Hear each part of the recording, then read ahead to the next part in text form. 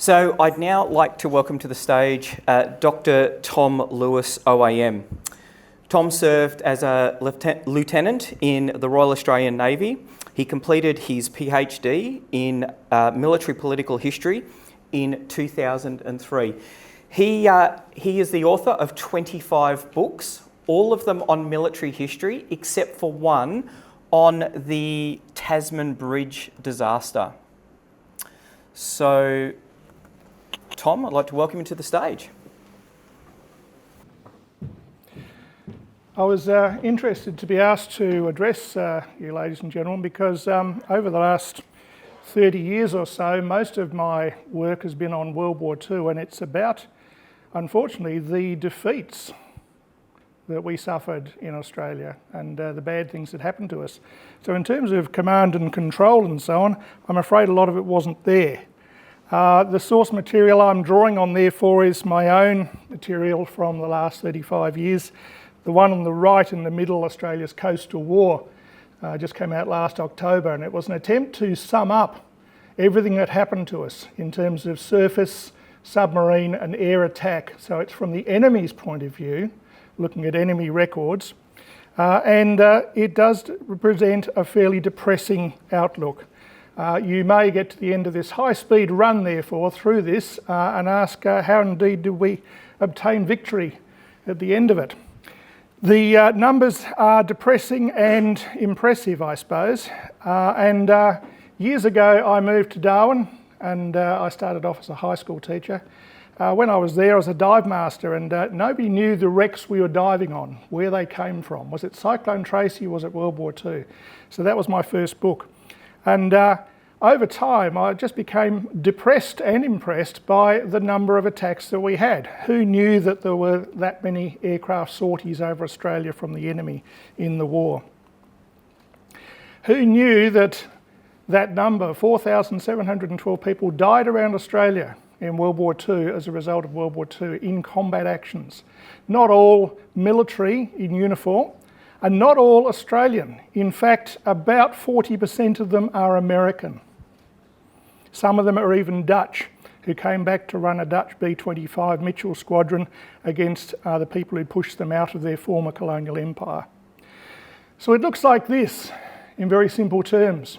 It starts very early on in the war with surface war, and at the end of the war it comes back again with a German submarine, would you believe, to finish things off. Surface war at the beginning mainly from the Japanese. Two main submarine campaigns against Australia, 42 and 43, and an air war that started pretty well on the 15th of February 1942 and didn't end until July 1944. So I'll move through them very quickly in order. German raiders basically came to Australia and set about us in terms of mine warfare and surface warfare with impunity.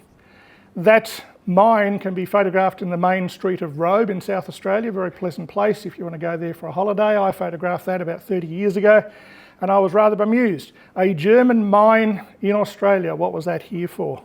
Unfortunately, that mine and its cousins took the first two lives on our shores in World War II. Two sailors who were trying to defuse one of them so we can learn how to defeat mines in electronic warfare. It blew up and killed two of them on a lonely beach in Beachport. And every year, Navy still commemorates those two deaths, and so they should. The next one you probably heard of, the largest loss of life the Royal Australian Navy has ever experienced in one combat ship operation. More people died in this, 645, than died in the entire Vietnam War of our forces, say 524. It was an action that really shouldn't have happened. The pride of the fleet, this is a cruiser that defeated the Bartolomeo Colony, and with her British attendant destroyers, sank that Italian cruiser. Her companion fled, and basically was the pride of the country in early World War II. She then comes back to Australia for a refit. Captain Collins steps off, about a third of the crew change over, and she's doing troop runs to Singapore and working up under a new captain, Captain Burnett. The Kormoran, one of these surface raiders, the sort of ship that deployed mines around Australia with impunity, met her off Western Australia, and the two ships fought in a very close range action which killed everybody on board the Australian ship. Not one survivor made it off. One person managed to get into a Kali float at least, and his body was found in Christmas Island years later. We dug it up and did the DNA analysis. We now know who that person is. But many survivors made it off the Kormoran. How could this be so? How could a converted freighter defeat a dedicated cruiser? They're Germans. They must be lying. Let's lock them up and interrogate them and so on. And over the years, it looks like the Germans were telling the truth, because eventually the Navy gave way to a lot of pressure, and the government too, and we found the Kormoran and we found the Sydney. It looks like the whole action was mishandled. I've written a book about it, as I would, the sinking of HMAS Sydney. It looks like it was our fault, unfortunately. Then came the Japanese aircraft carriers and cruisers. The Battle of the Coral Sea you've probably heard of. The Americans lost one fleet aircraft carrier there. Who has heard of the other one, the sinking of the USS Langley, their first aircraft carrier off northwestern Australia in World War II? What an odd thing. Pearl Harbor starts it all, and then the Japanese go to war, not just there, but everywhere, across colonial Southeast Asia, pushing out the Dutch, the British, the Germans, if you like, the Americans, the French. And immediately the Americans start coming to Australia. Why did they do that? Because if you look at that diagram there, of that reason, it's much easier to attack Japan, the centre of gravity, from Australia than it is to run a war out of the west coast of America, which you probably won't be able to do. As it was in the end, it was a three-strike approach. The island hopping approach you've probably heard of, through Southeast Asia under General Slim eventually, which didn't work, and from Australia, which did work. So the Japanese are active in waters to our north almost immediately. And in a nasty little action against Japanese dive bombers, they sank this carrier here and her two escorts. And that one there, the Edsel, was found 2 years ago at 18,000 feet. That's the last shot ever taken of her. So Japanese dive bombers were active all across northern Australia, doing an excellent job of taking us out. Battle of the Coral Sea is said by some to be the most complicated sea battle in history. Are you ready for the next slide? Don't go studying a Battle of the Coral Sea. It's really, really difficult.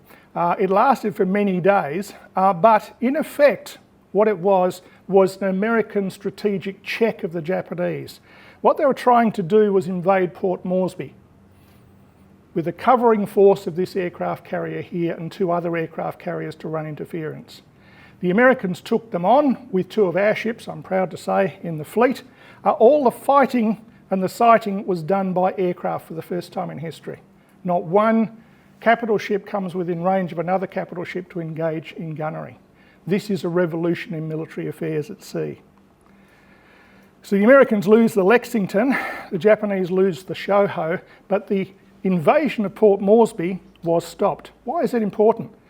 Because the Americans were trying to get to Australia to use it as a base. Why were they trying to do that? Because it's shorter to Japan that way. Why were the Japanese trying to invade Port Moresby? Because that way you can stop them getting to Australia. If you run your aircraft and submarines out of Port Moresby down the east coast of Australia, you can prevent the evil Americans from getting to Australia. It didn't work. Being Japanese, they didn't give up, and they simply tried again in the Kokoda track for the next year, and so on and so on. At the same time, they're trying to use their bombers and fighters to take out our northern ports and prevent us from harassing their operations in New Guinea. Again, why are they in New Guinea? To stop the Americans coming to Australia. So Japanese air operations are all across the north, and this lasts for 2 years. The most impactful, if you like, attack was this one here. And have a careful look at the map. From 4 aircraft carriers, they use 188 Japanese aircraft. 36 of them are Zero fighters, and the others are Kates and Vals, dive bombers and high-level bombers. They attack to the east of Darwin, and they circle to attack from the southeast. Why do you do this? It gives you the element of surprise. It's 10 o'clock on a Thursday morning, you're attacking from out of the sun. you only do one bombing pass over the target for each of the single bombs on the Kates and the Vals. Never go back over the target again in World War II, or these days for that matter. And of course, if you're attacking from the south to the north, you can go back to the carriers in a straight run. They're to the northwest of the map there. An enormous attack, and as was referred to earlier on by Mark, not one Australian fighter was flying in defence of Darwin when they arrived, not one. There were 10 American P-40 Kittyhawks. They fought very valiantly, 9 out of 10 were shot down and 4 of the pilots died. The Japanese, this is the same war machine that attacked Pearl Harbour, were a very experienced bunch of people. They knew very well what they were doing. So very, very hard to withstand them. And that's one of the most famous shots of the day. That's the freighter Neptuna blowing up. She had 200 depth charges on board, and somebody foolishly had put her alongside the main wharf, which was severed in two for the rest of the war as a result. The war continues then for the next 2 years, and this is on a weekly basis. You're seeing Betty bombers, as they were called, coming across, sometimes 60 strong with 0 escorts, and basically bombing all of Northern Australia. The most emphasis being on the Northern Territory. 134 of the raids were on the Northern Territory, 77 of them on Darwin itself. So at the end of the war, that's what it looks like. Down as far south as Exmouth, and as far in the east as Townsville. Now, in terms of what you might be more interested in here, who was doing what on our side, you can see basically that's how we were running things. As you probably know, the RAAF were running in wings down to squadrons and flights. The Navy tend not to run in the north with large commands. Each ship commander is doing pretty much his own thing. He's given a mission, he goes off. If he meets another ship and they have to operate in company, whoever's the seniority date tends to command the two of them if they have to do that. To give you an idea of numbers, about 10,000 people in Darwin. But it was all over the shop, as far south as Katherine, which is 300 kilometres south of Darwin. And you get many different commands, many scattered commands of hospitals, gunnery sites and things like that. And in many cases across Northern Australia, the command is, best to say, ad hoc. I'll give you an example here. 90 fighters make the longest over water flight in history at the time, guided by a navigation aircraft, and they attack Broome. They kill 86 people, most of them women and children, in flying boats, and then they return. What was the defence? The defence was basically machine gunners on the ground who grabbed a Lewis gun and had a go. That's it. And this is into the war, this is some months into the war. There is no organised command and control to speak of. Why were the women and children there? Because, as I said before, you've got these colonial empires disintegrating rapidly and the Japanese are pushing them south. And they're all coming south, they're all fleeing. People who had their entire lives there, fleeing with the wife and kids, try to get to safety in Darwin, and the Japanese Zeros arrived just at the wrong time and set about the flying boats on the harbour.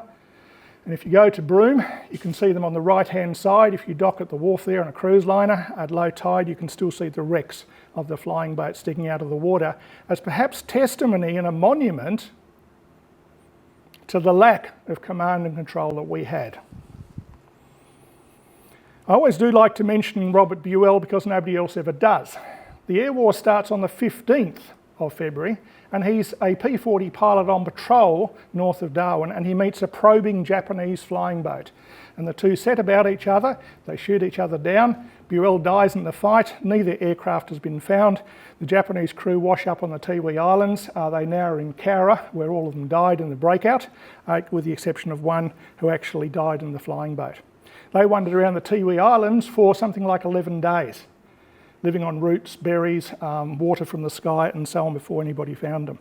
So what is the USAAF? This is the Army, because they didn't have an Air Force in World War II.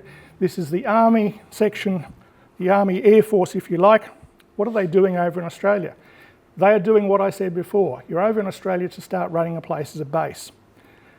And many are the disgusted comments in the diaries of the Americans who I've read when they arrive and discover that's what the officers' mess actually looks like.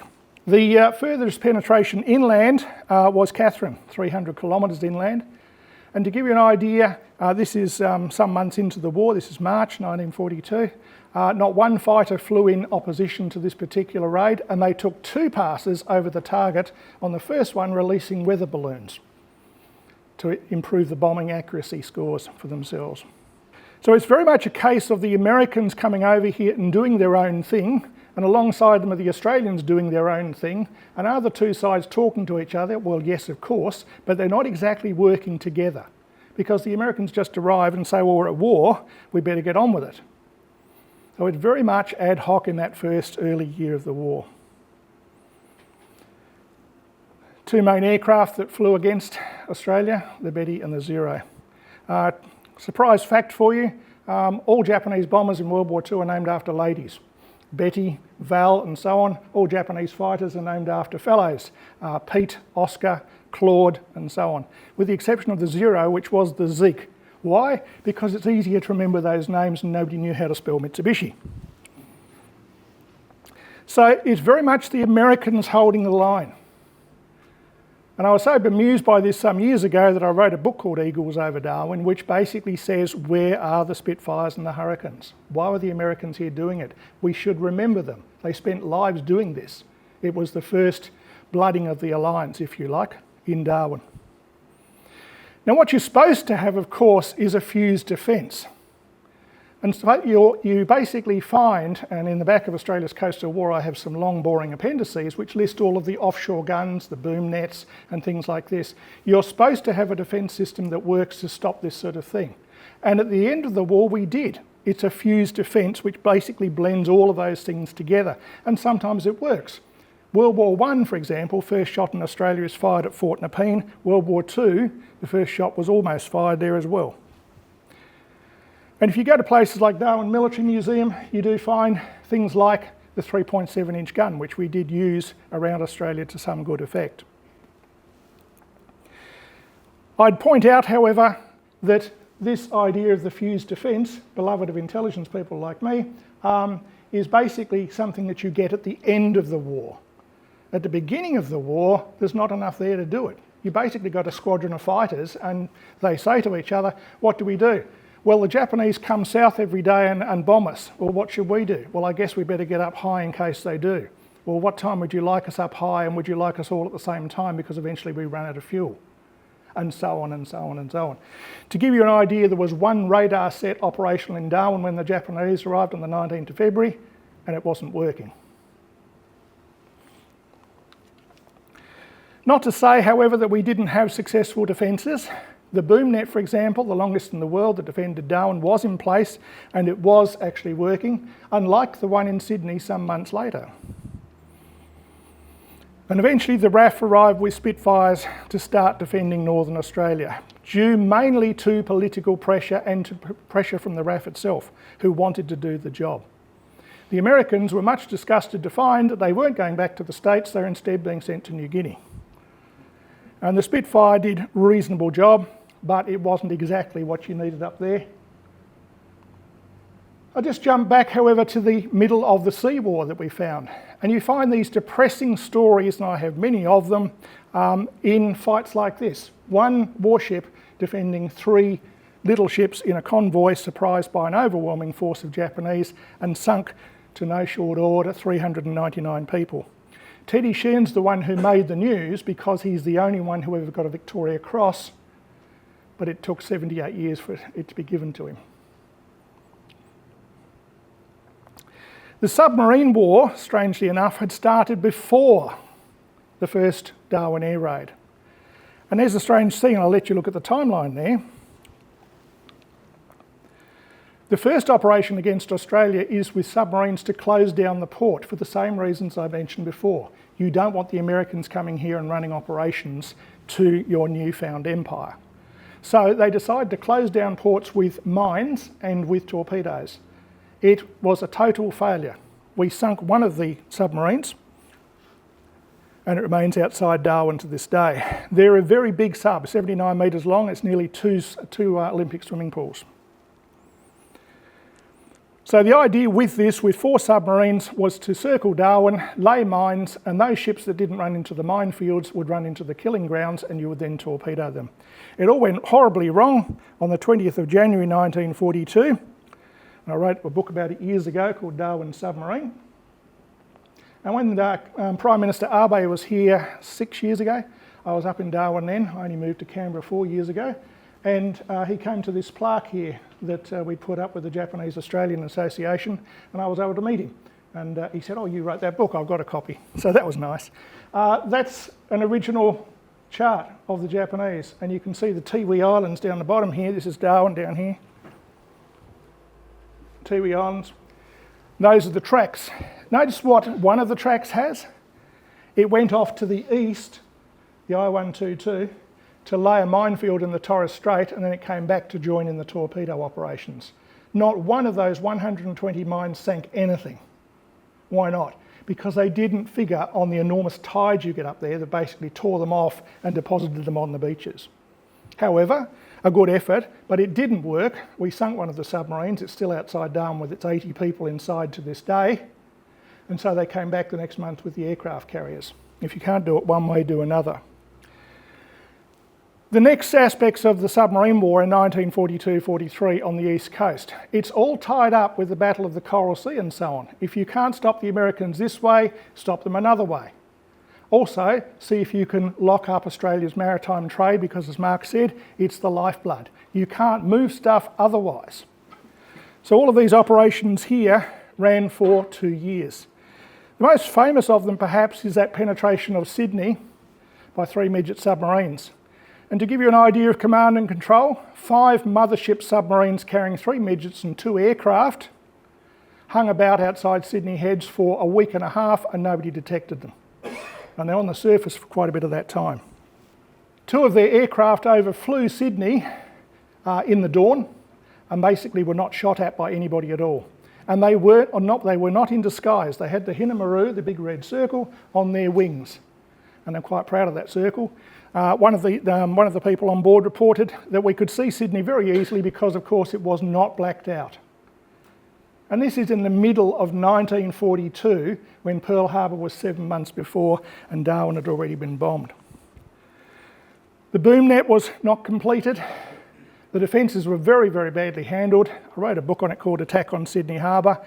In my opinion, Commodore Muirhead-Gould should have been court-martialled over this. He was the British Royal Navy officer who was in charge of harbour defence. He didn't seem to have done anything at all in his year and a half in the job. And if you want to go and see one of the midget submarines, you're in fact looking at 2 if you go to the War Memorial, because they took the 2 wrecks that were raised from Sydney Harbour, put them together and sent them around the southern states on a truck to raise awareness of the fact that we are at war today. Teddy Sheehan was lucky not to lose his life because his accommodation was the Cuttable, which was sunk that night with the loss of 21 lives.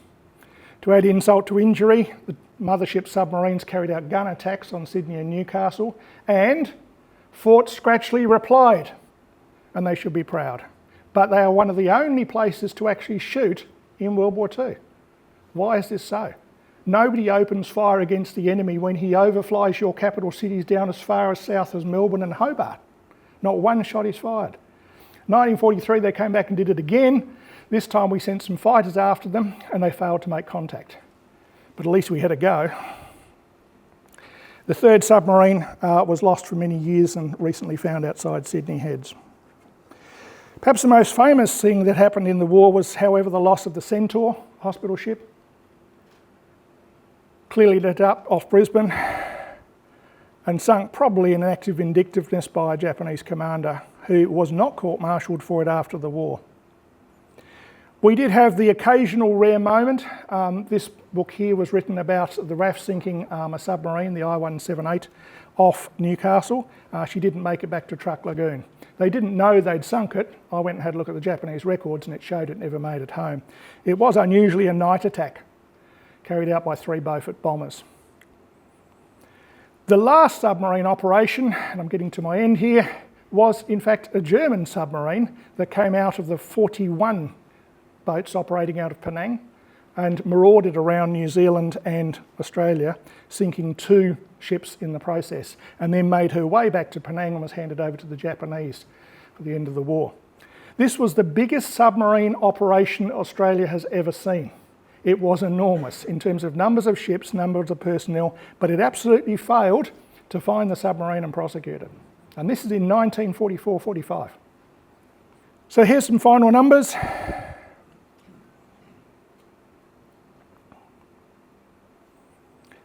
And there's mainly where your loss of lives come from.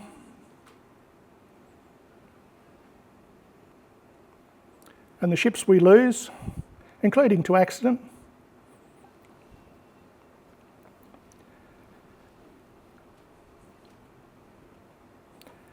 And if you like, in one picture, that's a picture of what was happening all around Australia in World War II.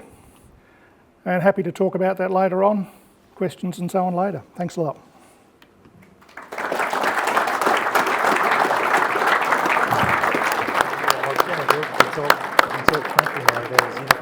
Ladies and gentlemen, thank you very much again to everyone for joining us here this evening. What I'll do is I'll ask a series of questions to the panelists, and then we'll after a little bit of time, if time still permits, we'll throw that open to the floor, and we'll see how we go. The importance of the panel, though, is the transition from what we've learned now. How can we translate that to today? What are the things that decision makers, military decision makers, political decision makers can take from what we've just learned and bring it forward to the 21st century? So the first question I'd like to ask, and if all three of you may join in, but perhaps Corey, if you'd like to start. What lessons for today's military and political decision makers can be drawn from our World War II challenges, both from a military perspective, but also from that sea control perspective that Mark spoke about? Yeah, a long list of lessons from what we've just certainly heard, and for those that have read even deeper from the presentations that we've had. I guess the key for me is the government of the day today is attuned to the risks and the environment of which we're operating in, which is a positive start. We're not blind to what's occurring in our region or in the globe, more broadly. So the momentum is certainly starting to build around the types of capabilities we may need, particularly at the start of a war. Because I think most of us know that the army, in particular in my case, the army that you start a war with won't be the army you certainly finish the war with, which is really, I guess, important.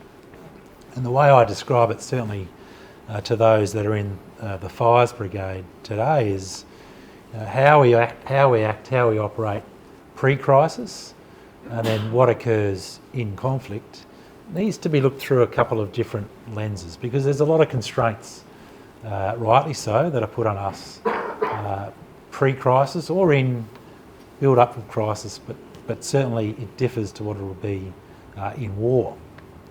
That could be things like the authorities to engage. We heard, I think, if you think back to the Fort Nepean engagements if I go back to World War I, the 5th of August, at 12:45, 2 hours and 45 minutes after that the British Prime Minister of the day had declared war, the gun at Fort Nepean, the 6-inch gun, was firing.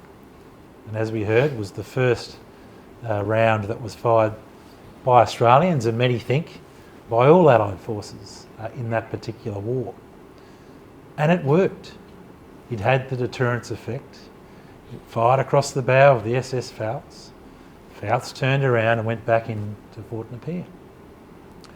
That's true deterrence, but they didn't go back to the political capital of that particular time and seek permission to do that.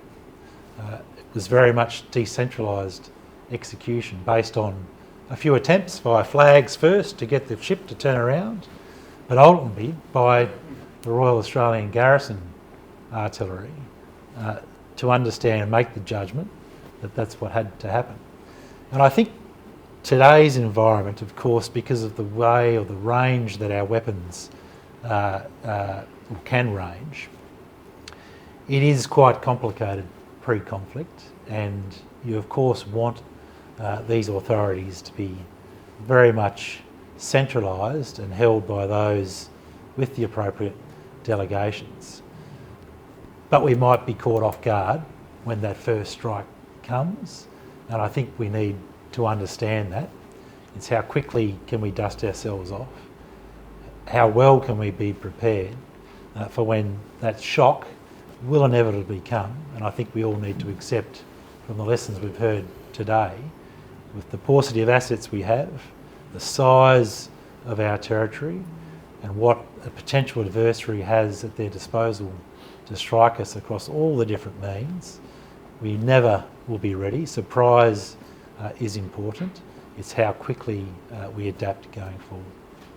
Thanks, Corey. Don, would you like to take a slightly different approach? I would. Integrated C2.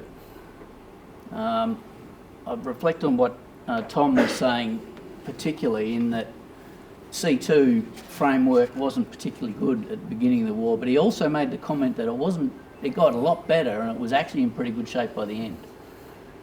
And that's the piece that is important, because you can detect, you can respond, you have an integrated framework of command and control, and in the modern context, particularly, of integrated air and missile defence.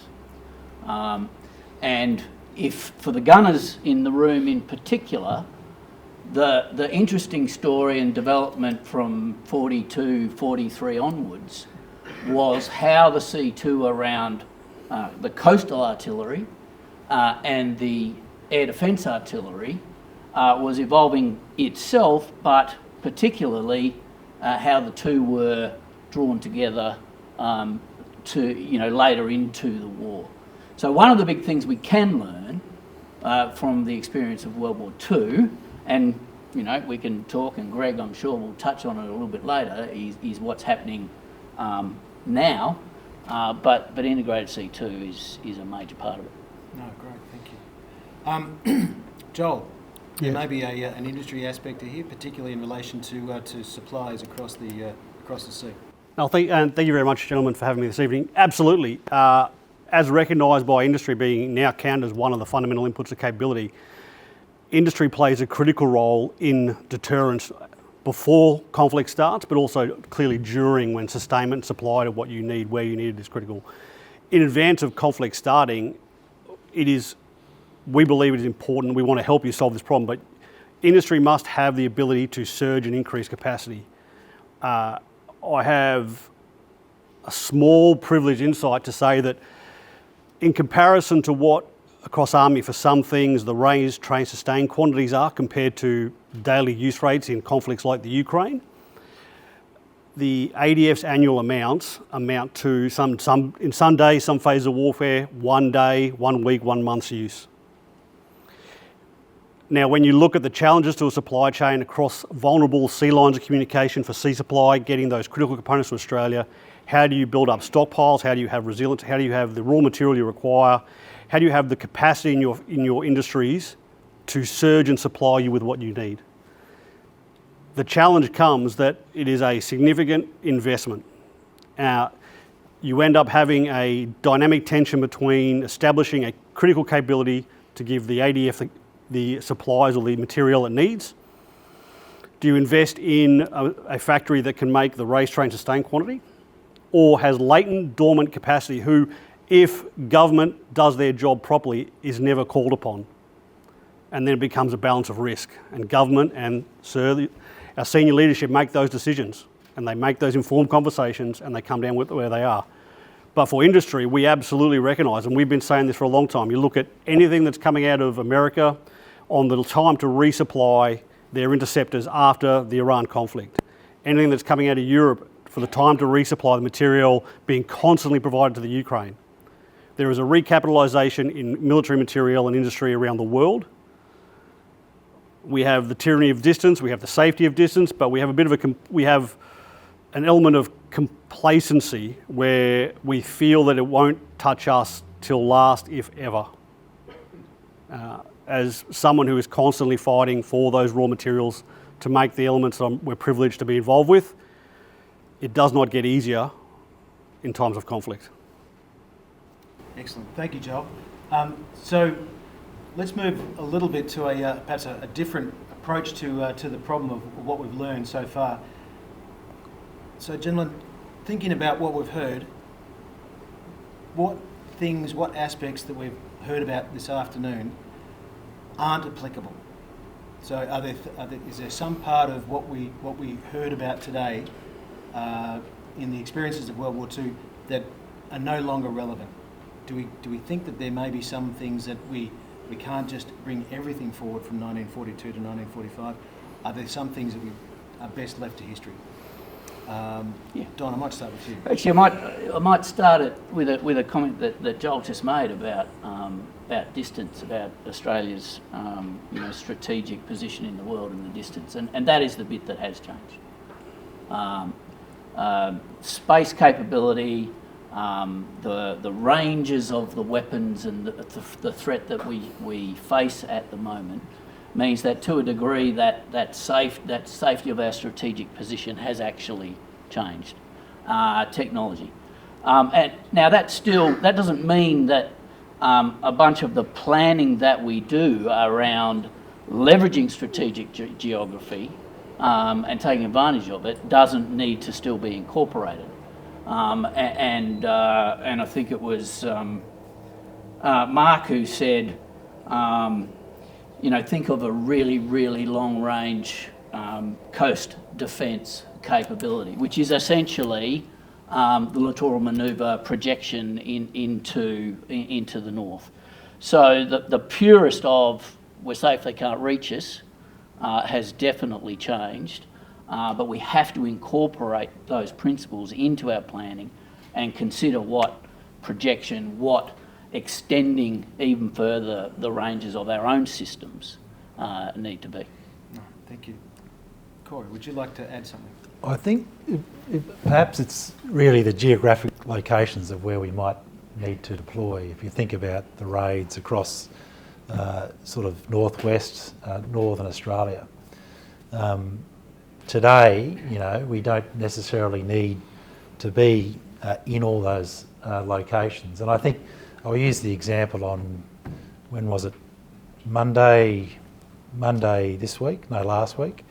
We were on exercise in Puckapunyal, and the new HIMARS capability, which has been introduced into one of the regiments of the brigade, 14 Regiment, was prosecuting targets into Tasmania from Puckapunyal. Now, if you think about then that risk that you can hold across the Bass Strait from anywhere in Victoria without any adversary knowing where that platform or capability or cache of munitions may be, it's pretty powerful for us too. So I don't think that we necessarily need to forward deploy assets, have our battle positions dug in, or continue to sort of shape in that regard. The real messaging key for us is how quickly can we get to these areas based on what the threat is that's confronting us going forward. Thank you. Joel, how about maybe from an industry perspective, is there are there some things that don't apply today? I think scaling up is a topic you must be very careful when you look at. Across military capabilities, every piece of material, every technology is different. But if I focus on what we at NIOA do, and that is firearms munitions, especially medium, large calibre munitions, relevant to you gentlemen in this room, the technology that goes into every round you fire, every missile you fire, and every interceptor that you fire now is so far advanced to what has been used historically. The ability for industry just to retool and make more, it's not that simple. There is significant standards, significant safety, significant engineering effort required to do so and do so safely. When you go to conflict, everyone likes to, there's a presumption there that when you go to war, the gloves come off, the rules get thrown out of the war. You just make more, you just go quick, you go hard, you go fast. But when you have one facility making that item, that's the wrong time to have an industrial accident, or worse. So the ability to scale and the, not fallacy, but the overuse, or the, I don't know, I'll stay with overuse of dual use technologies or dual use industries so they can retool and change across, isn't the solution for every capability. So that's something that I would look at. I know industry, that has been a constant message up. I know the government is aware of this, and yes, they are looking at it, and they are looking for solutions to those things that you can't just retool, remake, reprioritise, and point your industry in a different direction. For those things that there are only single use, like explosives. Excellent, thank you. So I think in those first two questions that I've asked to all three of the panellists, we can see that as can be expected, there are many things that our experience through the Second World War does teach us, and we can bring forward into today. But equally, there are aspects, both geographic, industrial, or even from a command and control perspective, that don't necessarily bring agency to today. So with those sorts of that balance, I guess, in mind, I'll ask a third question here, and given the fact that it clearly is such a complex thing, bringing forward, learning from the past and bringing forward into today, what might be some decisions or policy standpoints that we may wish to see a future Australian decision makers to take, both at the political level, but also potentially at the industrial or even at the strategic military level, given the fact that, as we've heard today, the importance of the strategic frame that we are sitting in is really the crux of the firepower that we can actually generate at the end of that. If we don't have that strategic firepower facility that's brought about through our strategic positioning, both economic and military, then the capacity for us to take that firepower to the enemy is much reduced. So I'll start with you, Corey. What do you think? Yeah, thanks, Nick. Look, to me, we're going to win the next war by logistics, particularly with the systems that are within my brigade, and even if you're thinking about the rest of those elements that might contribute to that maritime power. So the more we can do now around our logistics in terms of magazine depths, supplies, and ways to move these assets around, both in Australia and then offshore, to prepare from a policy perspective, but then also to enable us to train at that scale, I think is pretty important. I'm impressed, and most people should be quite comforted in terms of how Australia works with our allies and partners, not only here in Australia, but in the region as well. And I think we've got that right. If you think about the lesson with the Americans and the Australians in World War II, with not necessarily nested objectives or working together, I'd say we're through that. The transparency between, particularly my experience with my US colleagues, has never been better in terms of their openness, their frankness, and their willingness to open the curtains for us to have a look at, and of course for Australia too. So continuing to progress the lines around how we might seek to work together to deter, but then ultimately be prepared. Our plans are nested, our command and control architectures are starting to take shape. I have Australian officers embedded in US organisations such as the Multi-Domain Task Force. I have the Multi-Domain Task Force personnel embedded in my organisation. We could not be closer, nor could we be closer when it comes to our some of our regional partners, particularly those that are viewed as non-aligned. I have not yet had to make a choice. what we're seeing, whether it be from Indonesia, whether it be from the Malaysians and sort of our Southwest Pacific friends, is a real willingness and quite an awakening in terms of just how the situation is currently, and then how they might need to respond, just like Australia would as well, in the defence of our own sovereignty. Most recognise that Australia needs the defence of those nations that are to our north really equals the defence of Australia as well. So policy when it comes to our alliances, our partnerships, flexibility to be able to operate in and out of each of our respective nations, the C2 networks, but most importantly the logistics and starting to build those quantities which we anticipate, because the war will be different. It won't be necessarily Ukraine, but how quickly can we adapt it will be important. And I'll finish by just saying, again, just looking towards our industry partners, is we've got to get closer. We've actually just got to start working with each other at the lower levels. It's that sort of, I think the example of the Ukraine war, a uncrewed aerial system is the software is having to be updated every 7 days. Now I can code a little bit, plenty of gunners out there that can probably code a lot better than me, but it's the industry partners that we need, because once you've worked the software, you then need to work the parts of the system which need to be adapted, and then of course you throw the platform out after 6 months because it's easily defeated. That's just an uncrewed aerial system. It's the same with our munitions, and it's the same with the expense of what some of these critical capabilities that we're starting to introduce, whether it be the precision strike missile. We as military practitioners know that whilst defence industry will provide us with some pretty sophisticated equipment, right, it's not the answer. Tactics needs to play in this game. Mix of munitions.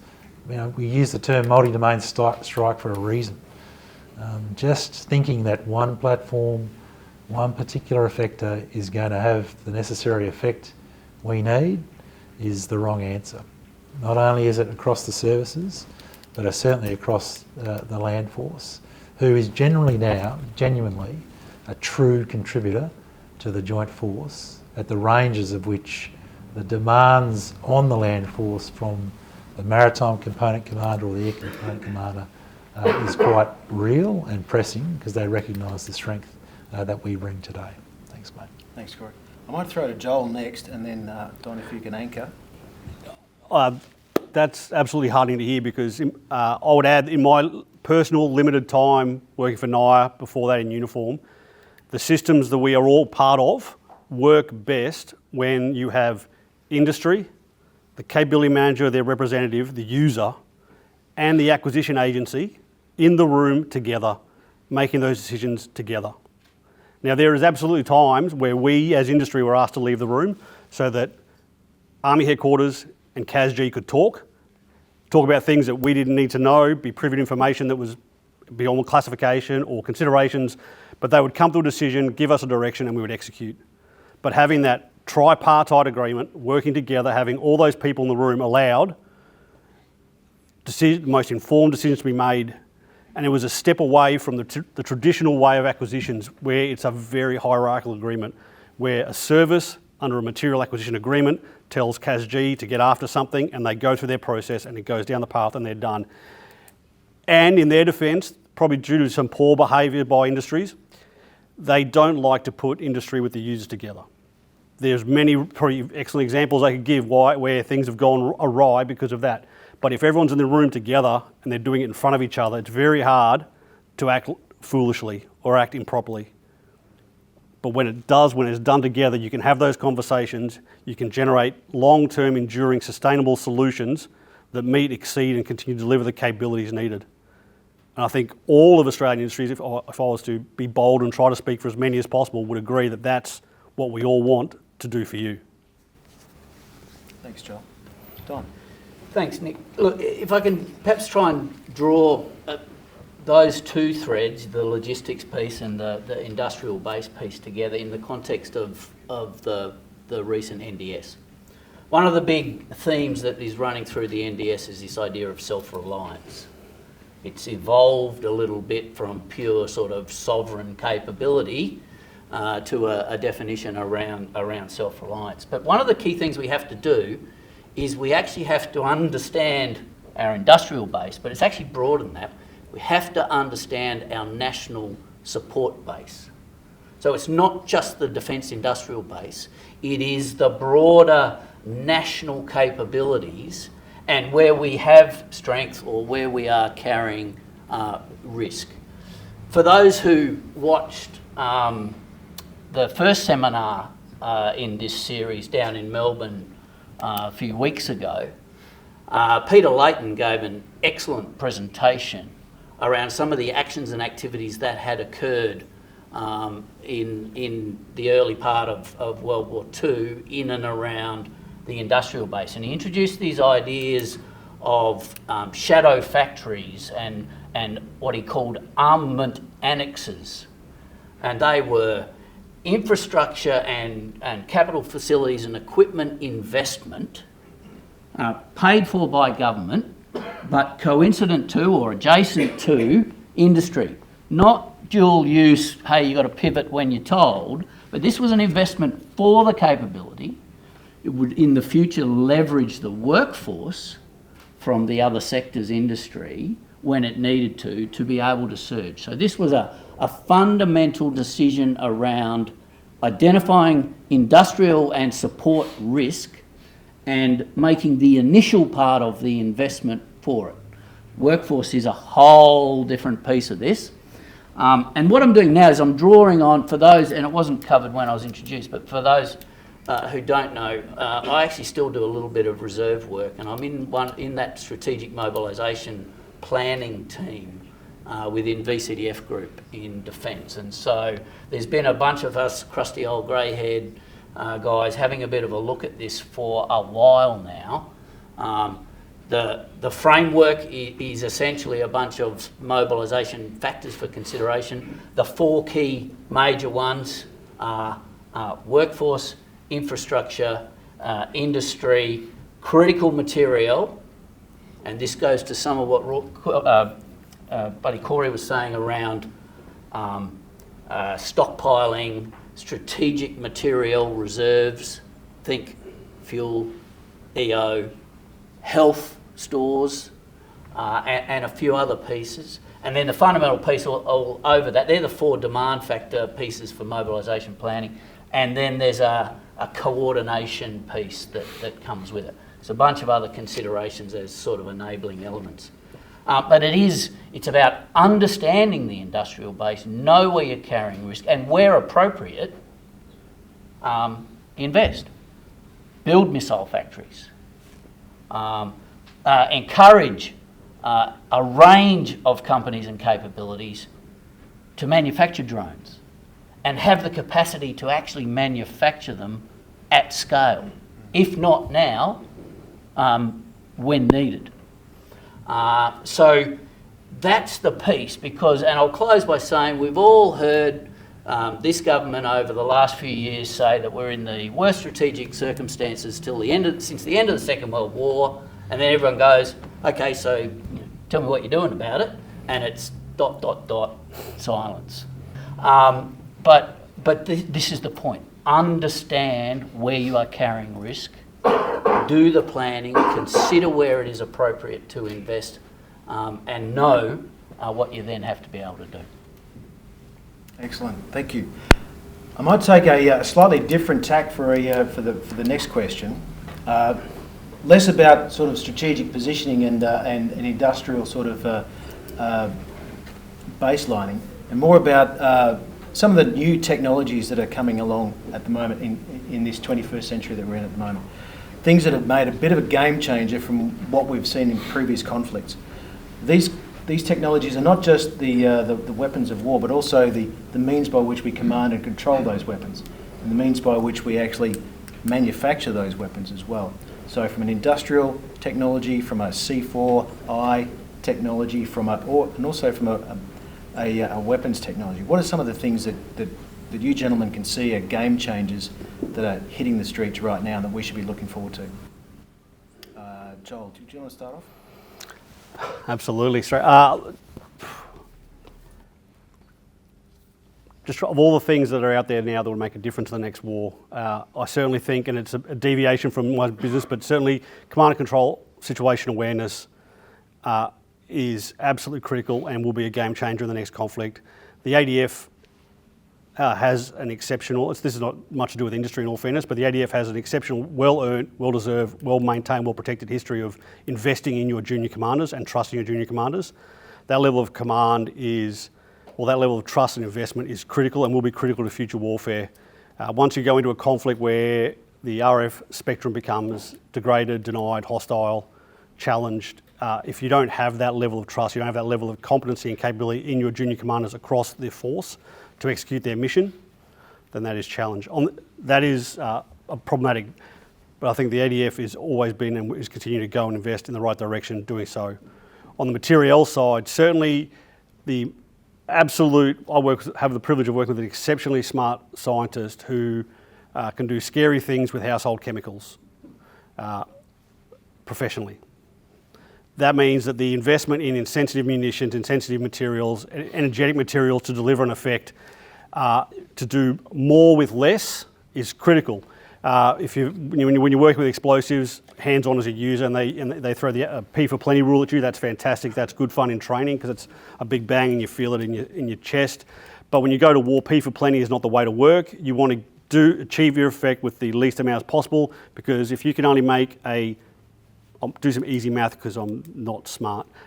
If you can only make 100 kilos of explosives per batch, but you can achieve that effect against your target with 1 kilo, you can now make 100 warheads compared to using something less effective, less energetic when it was 2, 3, 5 kilos. So you're infinite, and that is increasing what you're doing. If that's an insensitive munition, that means that getting it from the place where it's made to the place where it's delivered, getting it through all the levels of hand and delivery to you, so that on the front line where it is needed safely and it will still perform as advertised, that is critical because, again, I talked earlier about the rules that matter. We understand how critical it is that that item is, and it's safe and suitable for service is the phrase, but when you load that into your cannon or where you put that into the pod or when you go to employ that it absolutely functions as designed, because yes, I'm industry, yes, I'm about material, but I think it's harder to grow professional soldiers and replace professional soldiers than it is to make another thing. So that's why our side is to make sure that the things are as safe as possible so that you can continue to do your mission. Thanks, Joel. Don? For me, it's a great little thread I like to pull. Loitering munitions, one-way effectors, data processing at the edge, is a phenomenal combination that has and will continue to change. You know, for those of the gunners in the room, again, there's a few of us here, so why not? You know, when I was a young gunner, there was the running joke of the bombs are in the air, where do you want them? Well, they are, is the bottom line now, with loitering munitions, with the targeting capabilities that we have, with the data processing. You know, this is actually revolutionising the way. There's a bunch of other technologies, many of which enable that, many of which are, you know, coincident or have a synergy with those. But that's one of my little favourites, and I'll throw it out there. I like loitering munitions, I like them a lot, but without a payload, it's just a hobby drone. So the critical part of that is not the energetic material, it is now the fusing, the safe handling device. There is lots of imagery around of hand-jammed indirect fire mortar artillery fuses have been overridden, had the setback removed so that you can just zip tie that to a drone and send it forward. But at a point in time, even the Ukrainians, who are in a fundamental fight for survival, turned around and said, we're not doing that anymore, we're losing more people because on takeoff the drone caught a gust of wind and hit the ground, and that warhead detonated at our own feet. They lost more people to their own munition than they were killing Russians. So it's the investment, and for us it's the investment in new and novel fuse types that are safe to handle, safe to carry, safe to employ, that haven't had to have all those critical functions overridden. Again, safety is critical, weirdly, but you do a very dangerous job well, but you've got to do it safely, otherwise the enemy wins regardless. But yeah, so fusing on those devices and the growth of those munitions and warheads, because I think at a time of conflict, Australia there are many, many small companies and there are many 3D printers out there that could churn out all the FPV drones. Now, presuming that there was a common ground control system, and assuming there was a standard so that the trainability for your users and your operators and your program could actually just pick it up, and it didn't matter what payload they pull out of the box today, it was gone. But the thing you bolt to it must be safe to deliver the effect. Good point. What's the Corey, so I mean, what's the game changer for the next war? I think, you know, if you look across both the sensing, the deciding, and then the effector, there are some exquisite technologies out there, but they're not going to win the war. I think Army and our leadership, certainly by General Stewart and others, is we really are starting to form this central idea of constant adaptation. To me, that's going to be the game changer for us. And how are we going to do that?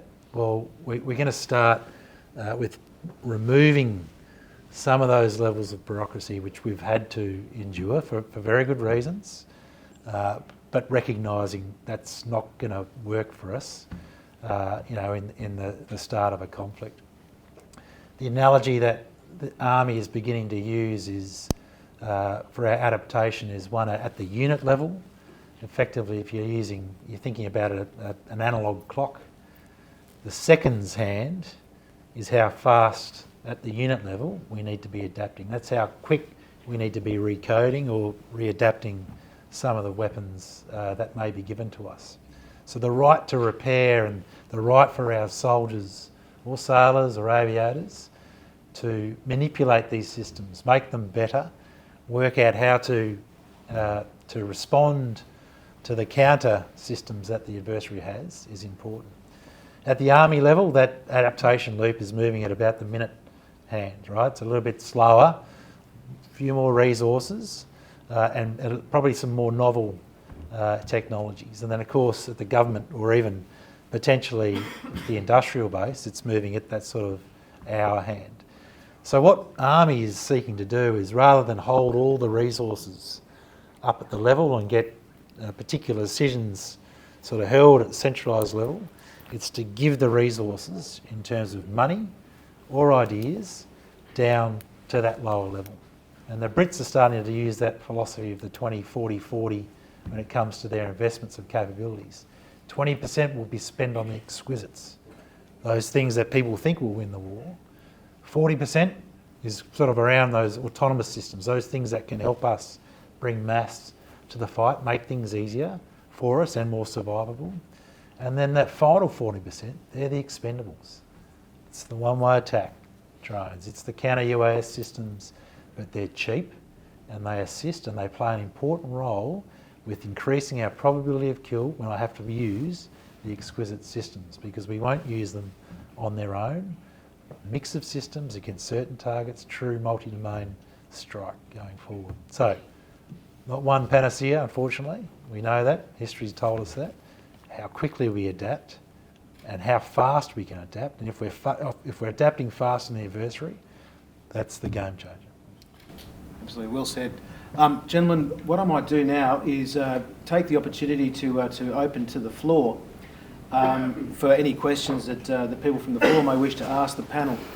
When I pick you out, can I ask you please to stand up, not to identify yourself necessarily, but to give a loud version of the question so that the recording can hear, and I'll, if necessary, translate and pass it on so that it can be captured for future. But the floor is open, ladies and gentlemen, for any questions that may be out there.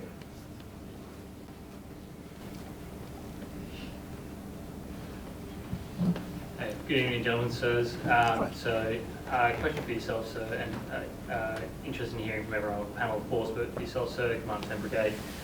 With the Army's increased focus on Littoral Manoeuvre, but with our stretch demands remaining beyond just mastering that, that focus.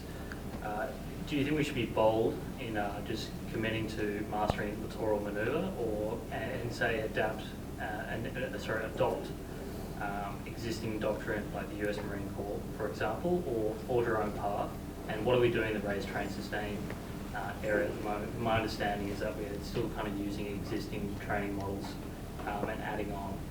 Should we just blaze a new path? And what are we doing in that space?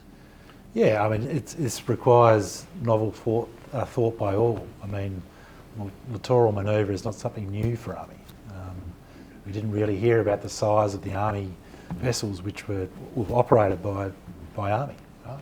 Huge numbers of ships, yet some and many reliant on your sort of US Army and certainly the British Army. But the way that we're heading in terms of the size and types of our particular ships being introduced into Australia is quite substantial.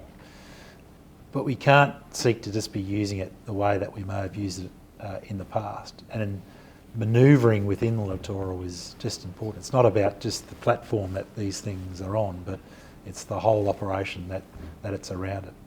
I think Army has probably recognised we're too heavy for our region. It takes too much to move us.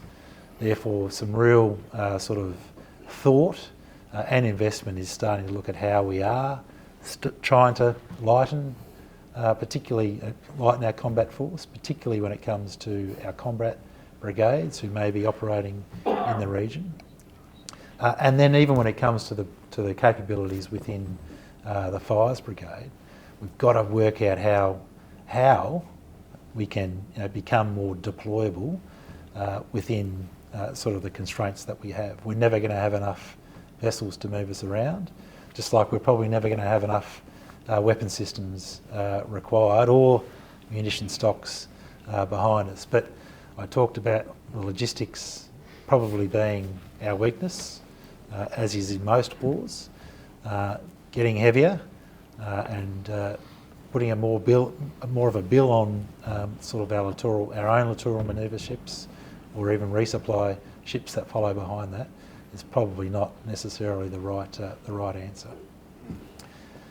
The tactics, techniques associated with it, again, we're moving at pace. I think for the first time, certainly in my sort of 30-odd year career, major systems are leading us, and the rest of that fundamental inputs into capability, which we talked about, is actually trying to play catch up. I mean, I've got more launches now than I have the sort of technicians to keep these things going, or more staff in terms of the gunners to operate it. The littoral manoeuvre ships, the steel's getting cut, or aluminium, I think it might be in that case. Now, so we need to all work on all those other picks, whether it be the doctrine, the supplies, and certainly the workforce, which is pleasing with the Littoral Manoeuvre Group. I think the Chief of Staff is in the room now. They're established, the headquarters is established. We've leased equipment to start to work out how we might want to operate similar systems in the future. And we're beginning to think about how manoeuvre supports things like fires, not fires supporting manoeuvre, which is an important distinction. And again, at the joint force level, that's well understood. Joel, any thoughts from your perspective? Absolutely. It's interesting you raised the US Marine Corps, potentially thinking something like the Expeditionary Advanced Base Operations. Always draw parallels to the US Marine Corps, but we have to also be cognizant that the US Marine Corps is part of the Department of Navy, so they have the US Navy to back them up. But the Marines bring some excellent lessons that could be applied maybe, and that's looking at how they do their resupply, their conscious decisions to rationalise and simplify down to the smallest number of items. If you've ever had the pleasure of being embarked on Australian LHD for any period of time, or even just the planning to go onto an LHD, you'll realise how precious lane meters are, the NEQ that goes into those magazines, and how many natures of ammunition and the mix of natures of ammunition, and how it is, it's 3D Tetris at best on a good day, and it's horrible if you start trying to introduce something new and novel. As you look at your littoral manoeuvre and you look at that capacity to deliver or to deploy those long-range assets to locations where your enemy does not know or doesn't expect it to be, to impart a cost on them or a dilemma on them. You've then got to look at how do I resupply them once they've achieved that mission, because it's no point putting you gentlemen forward, or ladies and gentlemen forward, having you expend your first line, your missiles, your payload, and then go, now what? So it becomes that conscious decision, looking for that logistics efficiency across the service, across the services, where you can look at who's doing what and how you then also plug into the joint battle force. For industry, that makes sense to us because we then go, excellent, we can now rationalise and look at the most efficient and effective way to deliver those capabilities in the volumes required. So we're making more of a few things rather than a lot of a few things, a few of a lot things, sorry, back to front. So it becomes math. You know, for those of it, the older people, those of us in the room, the ADF Army almost broke itself trying to deploy a battalion into East Timor. The logistics to get the first soldiers, the first battalion into East Timor and sustain them was tough back then. I am nowhere informed to have any sort of judgment on what we are right now, but if we're now looking to go well forward of that point with strategic capabilities embarked on littoral vessels that need protection, resupply, that logistics is key. And if you can do that the best way possible, industry can support you. I'll just say we do have a lot to learn from the Marines, and we still do, whether it be just the littoral manoeuvre, but also from the strike. I mean, the drug running boats that are sort of popping up across the Pacific in Fiji and Tonga. I mean, the Marines are using similar type vessels, drug running boats, for their resupply of their munitions for their strike systems. So we learn a lot. That's why we've got people embedded inside. We're not in this alone. We don't have embeds with the drug cartels. Yeah, that's right. Don, any thoughts? No, just a quick one. Littoral manoeuvre supports projection. Projection is what contributes to the deterrence through denial. That's the strategy. The projection helps us deny an enemy's approaches, creates, as was mentioned, a dilemma in his mind, and contributes to that deterrence piece. It does support long-range fires and strike, absolutely. But to me, that's the core of effective littoral manoeuvre. Thank you. I think we've got time for probably one more question. I might just add to that as a Chief of Staff for the Littoral Manoeuvre Group. So, Lieutenant Colonel Carl Dr. Levy, Chief of Staff for the Littoral Manoeuvre Group.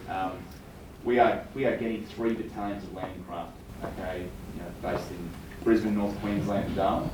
And each of those landing craft battalions will be able to significantly enhance our ability to force protect.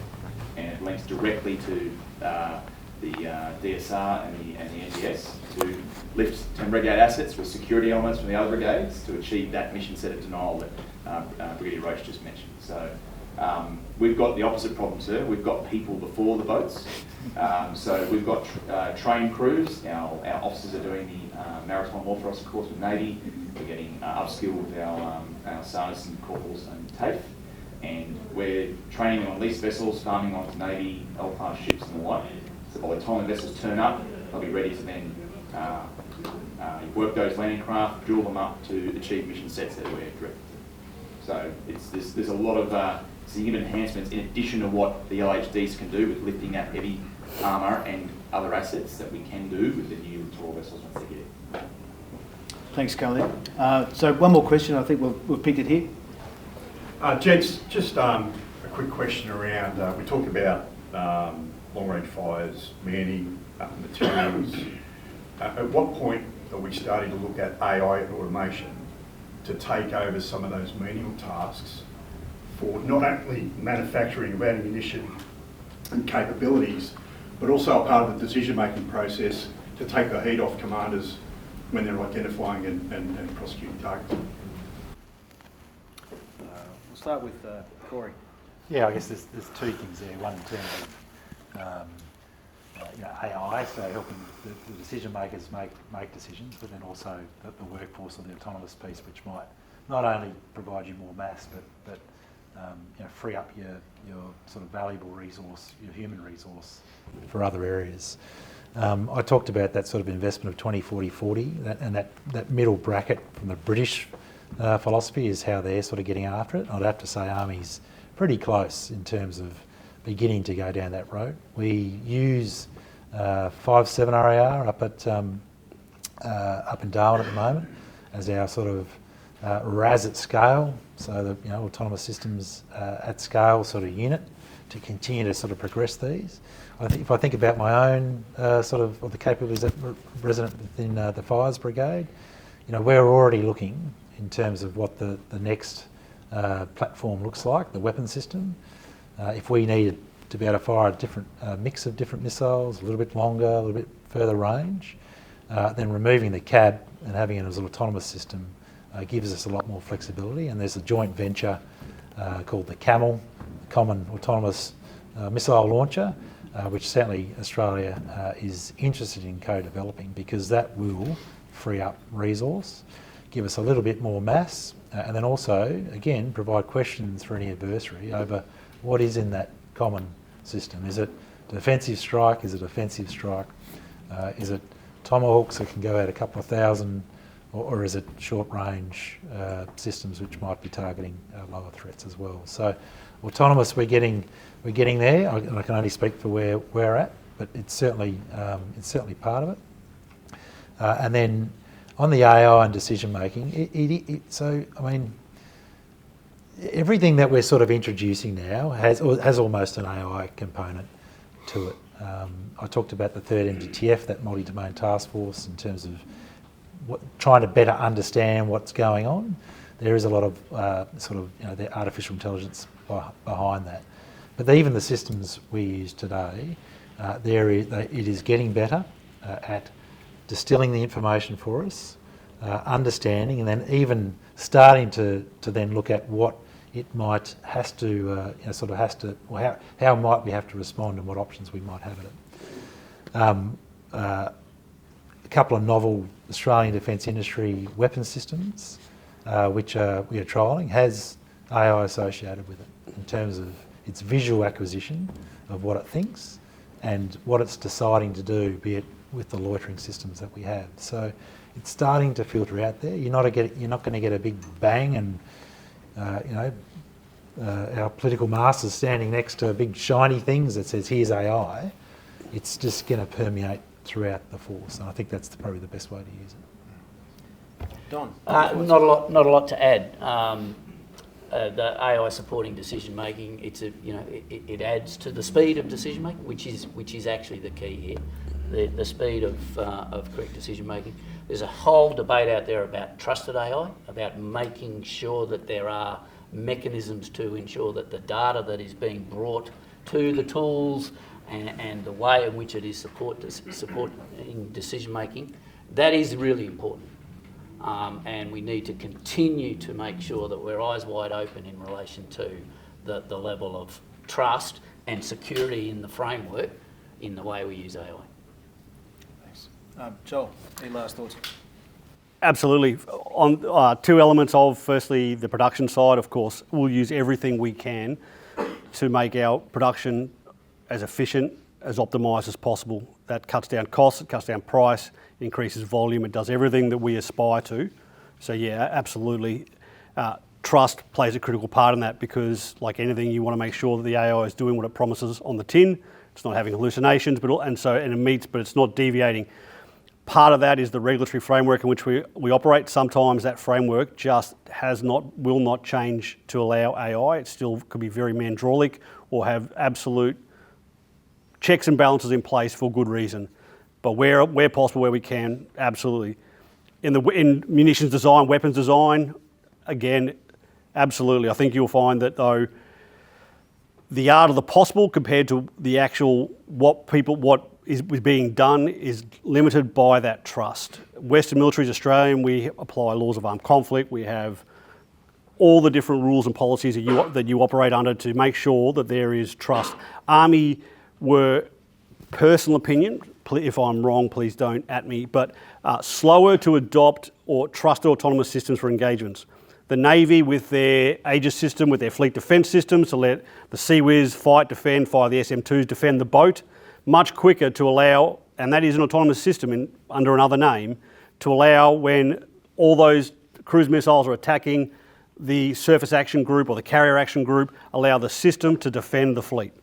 Like that, because it will detect, identify, react quicker than people can communicate and do the same. That is Navy, Air Force have been fighting in a recognised air picture for decades. Army, it's a much more confused, not as clean operating environment. But you are absolutely catching up because you're aware of the advantages it gives you, but you must trust. Armies are given a solemn authority to take another life lawfully. And you must do so, and you carry that burden with you, and you conduct that task to do so. And you can't do it flippantly. If you're going to trust a machine to do that for you, you must authorise that machine or make sure the machine is doing it properly as intended, as designed. And therefore, it's lots of checks and balances, both in the design, but also in the selection and introduction into service of a capability that does that. That may not feel quick, and it may not feel as quick as our adversaries, but our enemies, it is our enemies, don't value human life like you do. And I think that's a strength of ours, not a weakness. Thank you, Joel. So, ladies and gentlemen, we've had 2 hours of belt-fed theory, concepts, ideas. Let me try and sum that up in about 100 words if I can. Firstly, understanding that for the Defence of Australia, then and now, this is a layered approach. It didn't start at the beaches and the dunes it started from Australia. It went all the way out, and it still does. So that idea of starting our defence at range remains a fundamental aspect of Australia's defence strategy. Secondly, the synergy that was raised firstly with Mark and then echoed through the panel discussion talks about whether it be multi-domain warfare, whether it be understanding how Air Force can vector and can slew enemy forces on from other services.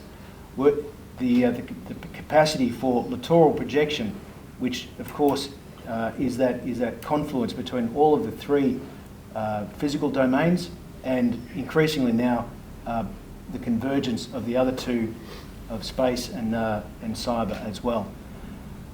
The enduring nature of the warfighting functions, which we heard about right from the outset from both Mark and from Tom. The centrality of that command and control, which remains pivotal today. The situational understanding, which in 1942 was letting us down, but remains vital in that targeting matrix that Corey was taking us through a second ago. The force application, which is the capacity for us to use that targeting to apply and exploit the technology that we have now to ensure that the precious amount of explosive and kinetic material that we have at our disposal is applied in the most surgical and effective fashion. The protection that we need from the outset, whether that be looking at our sea lanes of communication, all the way back through the various our population centres, our ports, our seaboards, our staging posts. And then when we start to look at the force generation and sustainment that we need is also a fundamental part of not only the war effort that we required back in the Second World War, but we'll need in the future. The final one, which is perhaps the most difficult one, is that force projection. How do we pick up a force, place it at distance and hold it there, and hold our adversary at risk? The capacity to do that is probably the acme of a military power, and it's one that we will continue to wrestle with through the rest of this century. Ladies and gentlemen, can I ask you all to thank our panel and also our 2 speakers beforehand, and I'll quickly hand over to James. Thank you.